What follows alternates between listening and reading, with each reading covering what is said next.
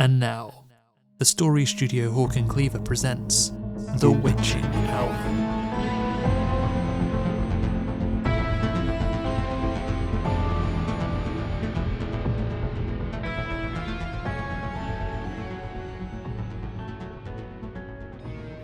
The Witching Hour is brought to you by the Mysteries to Die For podcast. It starts with a body.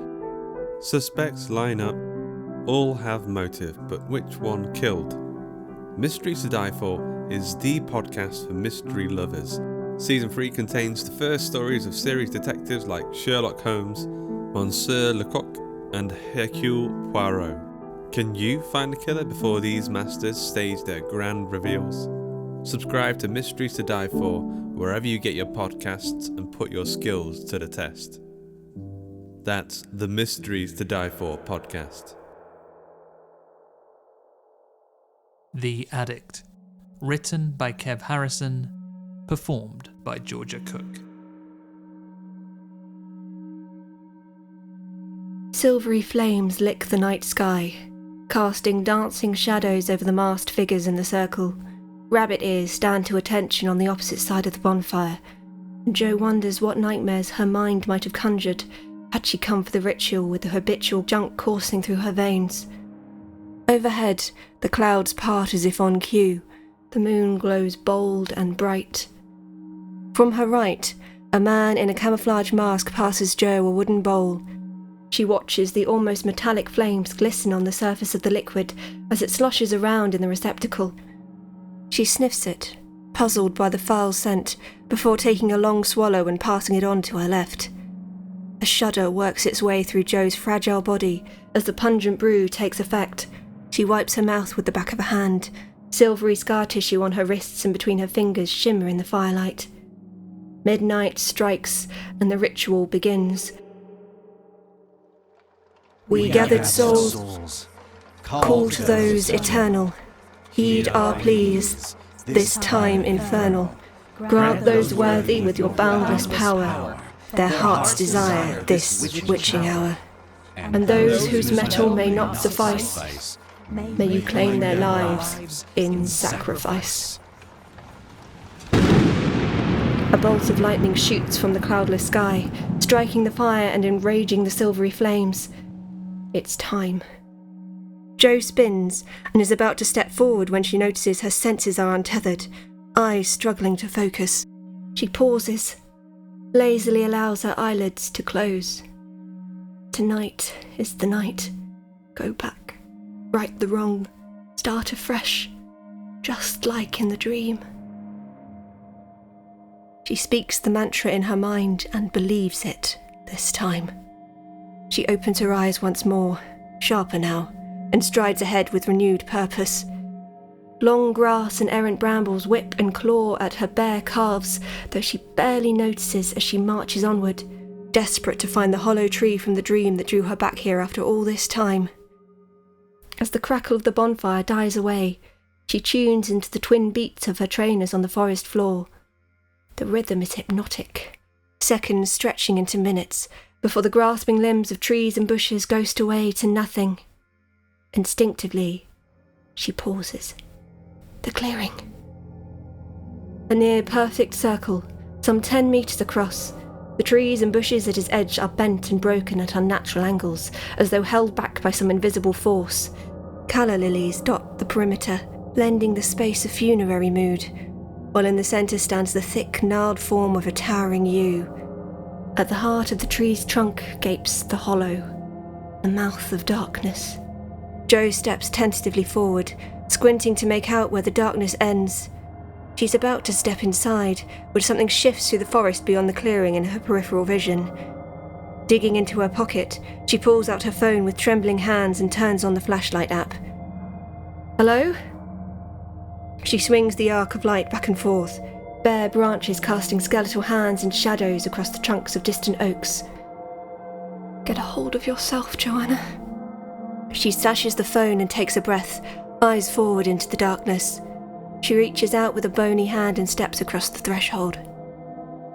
Jo takes another step, then another, convinced the tree wasn't big enough for it to be possible, then freezes, her whole body enveloped in inky darkness. So, I wonder how this is supposed to work. The heart races uncontrollably, and the ground rises up to meet her.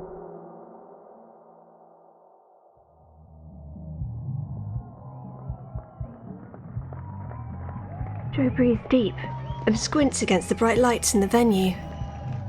Radioactive by the Kings of Leon is pouring from the PA with too much bass, and she pauses for a moment to think how utterly unremarkable the song is. She glances down at her left arm, then the right, amazed by the unblemished skin, the fullness of the muscle tissue.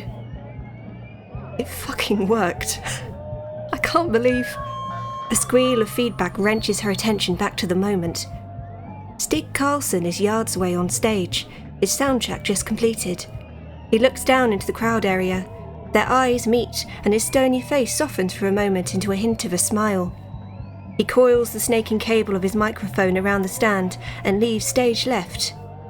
Noticing the security door to the backstage area is unmanned, Jo sees her opportunity. She stalks across and pushes the bar, waits momentarily for an alarm. When none sounds, she hurries down the monotone grey corridor towards the dressing rooms.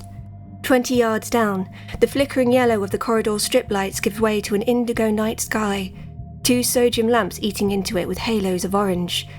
Karlsson leans against the wall, joint in hand. Jo feels he senses her presence, but Karlsson doesn't turn, instead taking a long toke and blowing out a cloud of thick smoke. He holds out the hand with the joint, still not meeting Jo's eye.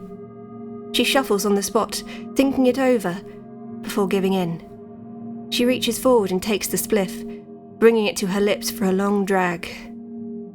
Do I know you from somewhere? Jo throws her mind back down the blurred tunnel of the last 10 years and comes up empty. This was it. The night she met him. The gig, the after-show, the hotel room, the first needle flooding her veins with the ecstatic bliss of her first hit, and the high she's been chasing ever since. I don't think so, she says. Even her voice is different, softer somehow. Would you like to know me better? He turns to face her now, mouth turned up into a grin. I don't... Don't be shy about it. Why else did you follow me out here? Hurried footsteps make their way from the corridor, and a rasping voice says, Stig, you're on in 5 minutes. Want me to... Hello, who are you? She's a friend. Gonna hang out with us later, aren't you? What was your name? Joanna. Jo. I don't think... Ryan, will you go see if... Jo hears nothing else that Stig says, as the details of how this all began are painted onto the blank canvas of her substance-addled mind. Ryan. It was always fucking Ryan. You look tense, love. Have a bit of this. Ryan reaches out and presses the uncapped hip flask to Jo's lips. Don't drink the... Too late.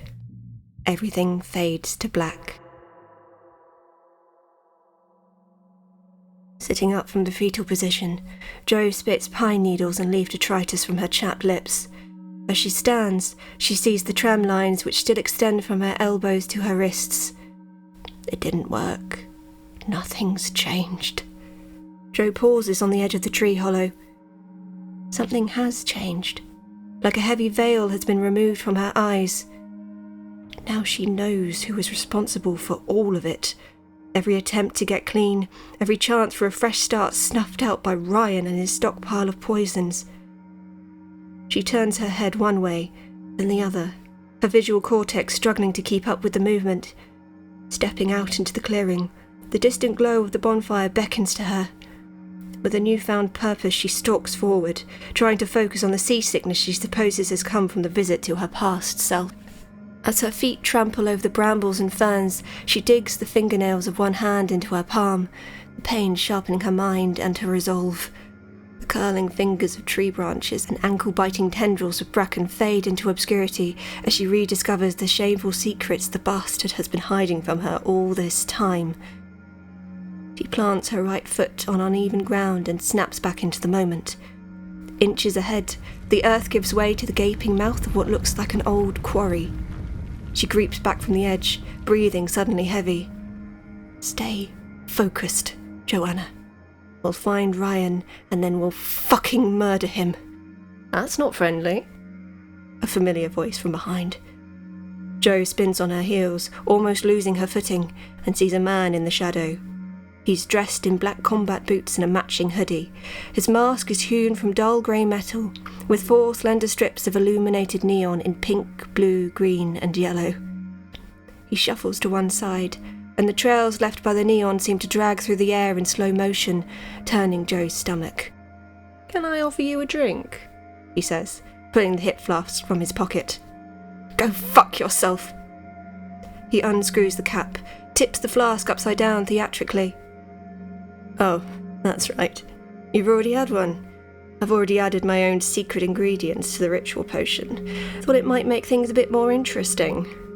He brings an extended forefinger to his lips and winks. "Don't tell Stick, eh?"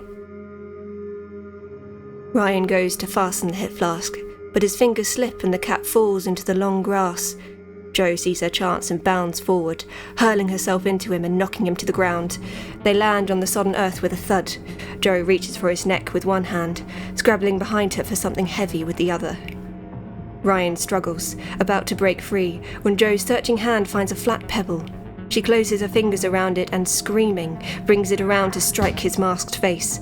She hits him again, then once more, before the blue neon on his left cheek fizzes and bursts. The stone slips from her hands, bouncing away into the bushes. Jo takes her eyes from Ryan and instantly regrets it. He brings his knee up into her abdomen and rolls her onto her back. The now dented mask looms over her. She imagines the satisfied smile on his face behind it, and rage boils inside her. "I may not have changed it when I went back, but I know now. I know it was you who sent me down this path, you cunt!" She twists one way, then the other, trying to wiggle free, but he's too strong and too heavy. Placing a wide palm on her chest, he manoeuvres his knees to her shoulders, pinning her to the ground. "Sent you?" Ryan says, turning his head and murmuring, as though considering it. "I think I prefer led you, controlled you. You've been my toy, Jo, my puppet. But now I'm tired of this game. And you fucked up my mask." He reached down to his thigh and unsheathes a hunting knife. "You're broken, Jo. Beyond repair. You think you actually went back to when this all started? This is going to be a mercy killing." Jo kicks out with her legs now, breath short, desperate. She growls, almost animal. "You'll fucking get yours, Ryan. Whether it's me or someone else, you've got it." Ryan places his palm across her mouth, muffling her, then lowers his masked face to hers. "Don't make me lose my temper, or this will be slow and painful." Jo strikes upward with a knee and connects with his groin. He howls, rolling to the side. She scrambles to her feet, trying to control her sobbing. She aims a kick to Ryan's ribs, then another. As she swings for a third, he grabs her foot and forces her back against a tree. Seemingly taking no chances now, Ryan wraps his left hand around Jo's throat and raises the knife in his right. Before he can thrust the point forward, a shape bursts from the trees. Ryan's stabbing arm goes limp while Jo's bare skin is warm and wet. She glances downward, shudders. Blood. So much blood. A small axe or hatchet protrudes from Ryan's shoulder joint, his face a perfect amalgamation of surprise and horror. He sags to one side, and Jo shuffles clumsily around the tree and into the brush. The man with the dual mask, half of it now pulsing with the silver flames at the heart of the ritual, crouches, looping his left arm around Ryan's neck. He prizes the knife from Ryan's fingers and plunges it into his back, over and over. Jo scrambles as far as she can from the carnage, until her back thuds against the bark of a thick tree trunk. Nowhere to go. Something inside prevents her from closing her eyes as the man with the knife takes a handful of Ryan's hair and hacks into the bastard's neck. The sound of the blade slicing through meat and snapping cartilage brings bile to the back of her throat. The killer grips the severed head like a trophy, then turns to face Jo. He stalks forward, fingers closed tightly around the knife handle. "Please, she says, before the sobbing takes over. The man pauses, eyes fixed on Joe's wrist. His gaze traces the lines that traverse Joe's arm before coming to rest on her own tear-filled eyes. Please don't. He mutters, something Joe doesn't hear over her own cries, before unceremoniously kicking Ryan's body over the precipice of the quarry and hurling the head into the bushes. Before she can make it out, something rustles in the bushes ahead, some creature scared from cover, and as quickly as he appeared, the man is gone, sprinting in the direction of the fire. Trembling, Jo clambers to her feet, her shaking legs almost collapsing beneath her. She stumbles on towards the bonfire. She hears distant, incoherent voices, then a gunshot.